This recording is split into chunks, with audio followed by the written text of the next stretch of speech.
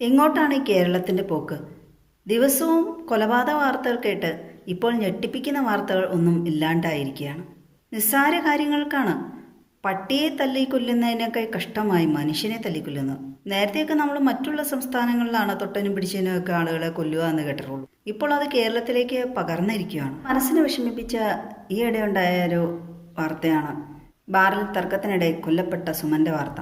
വിഴിഞ്ഞത്താണ് സഹോദരങ്ങൾ ചേർന്ന് ഹോട്ടൽ തൊഴിലാളിയായ നിർധന കുടുംബാംഗമായ സുമൻ എന്ന ആളെ തല്ലിച്ചതച്ച് കൊലപ്പെടുത്തിക്കളഞ്ഞത്.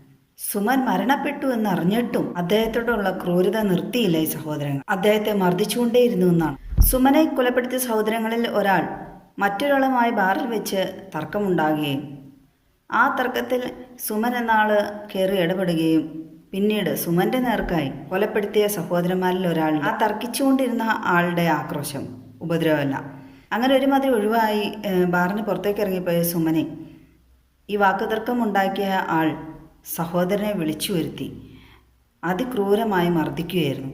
അതിലും ഏറ്റവും നമുക്ക് വിഷമം ഉണ്ടാക്കുന്ന കാര്യം, ഈ ക്രൂരമർദ്ദനം 10-12 പേര് കണ്ടുകൊണ്ടിരുന്നവർ മൊബൈൽ പകർത്തി ആ മൊബൈലിൽ കണ്ട ദൃശ്യങ്ങളാണ് നമ്മൾ സോഷ്യൽ മീഡിയയിലും വാർത്തകളിലൊക്കെ കാണുന്നത്. ഇനിയിപ്പോൾ അവരെയും ഇതുപോലെ മർദ്ദിച്ച് കൊലപ്പെടുത്താൻ ശ്രമിച്ചാലോ എന്ന് പേടിച്ചാണോ എന്താണോ?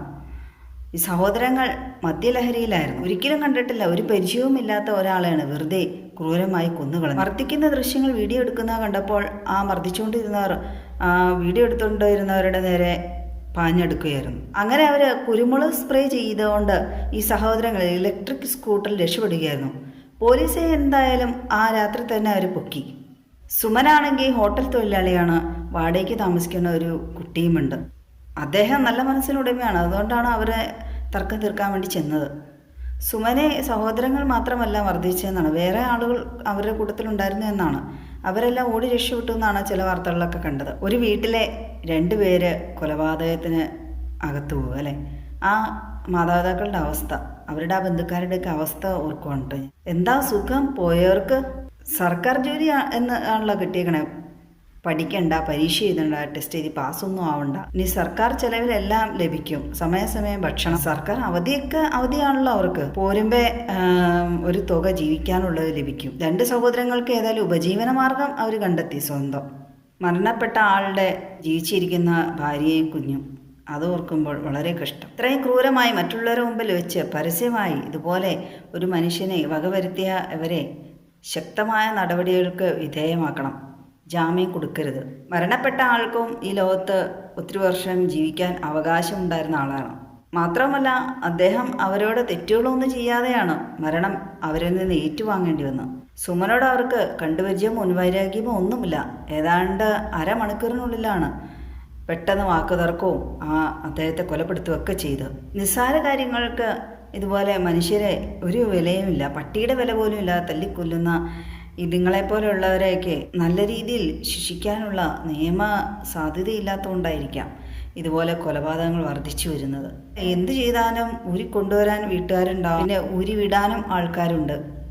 ശക്തമായ നിയമം ഇതിനെതിരെയെല്ലാം കൊണ്ടുവരണം. ആൾക്കൂട്ട ആക്രമണം ഇപ്പോൾ കൂടിക്കൂടി വരികയാണ്. സുമനമായ വാക്കുതർക്കത്തിൽ ഏർപ്പെട്ട് സഹോദരനെ വിളിച്ചു വരുത്തി വകവരുത്തിയ ആ ആള് ജയിലിൽ കൂട്ടിന് ആൾ വേണമല്ലോ, അതുകൊണ്ടായിരിക്കും ഇത് ചെയ്തത്. സഹോദരന് ഒരു തൊഴിലും ആക്കി കൊടുത്തല്ലോ. എന്തൊരു സഹോദര സ്നേഹമാണ്. ജയിലിലെ ജോലി നടുറോട്ടിലിട്ട് ഒരു പട്ടീനെയോ എന്തെങ്കിലും ജന്തുവിനെ തല്ലുകയാണെങ്കിൽ പോലും ആളുകൾ വേറെ ആളുകളൊന്ന് മാറ്റിയിടുമോ എന്തെങ്കിലുമൊക്കെ ചെയ്യാൻ നോക്കും. പക്ഷെ ഇവിടെ ഒരു മനുഷ്യനെയാണ് മൃഗീയമായി കൊലപ്പെടുത്തിയത്. എന്നിട്ട് ആരും ചെന്നില്ല മാറ്റിവിടാൻ. അവർ 2-3 പേരേ ഉള്ളൂ.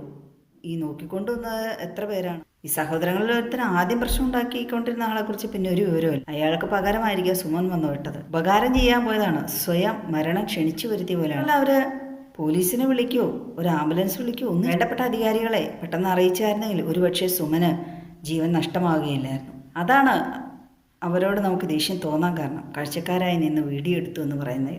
ഇതുപോലെ ആൾക്കൂട്ട മർദ്ദനം നടത്തുകയാണെങ്കിൽ ഒരുമിച്ചല്ല, ഓരോ വ്യക്തിക്കും എതിരെ കേസെടുക്കുമെന്നാണ്.